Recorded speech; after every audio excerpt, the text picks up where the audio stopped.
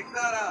ಅಮಾಯಕರ ರಕ್ತ ಏರಿ ಅವರ ಖಾತೆಯಿಂದ ಹಣ ಕದ್ದು ಜೀವನ ನಡೆಸುವ ಗುತ್ತಿಗೆದಾರರೇ ಇದು ಒಂದು ಬದುಕ.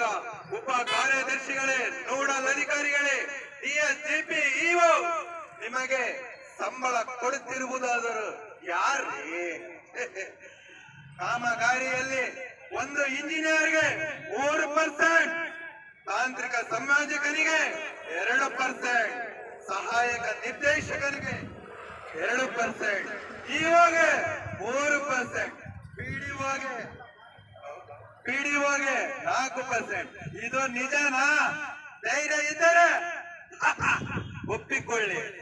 ಇಷ್ಟೆಲ್ಲ ಮಾನವೋದರು ಕಣ್ಣು ಮುಚ್ಚಿ ಕುಳಿತಿರುವ ಗ್ರಾಮೀಣಾಭಿವೃದ್ಧಿ ಇಲಾಖೆ NMS ನೋಡಬೇಕಾದ ಜಿಲ್ಲಾ MIS ಕೋಆರ್ಡಿನೇಟರ್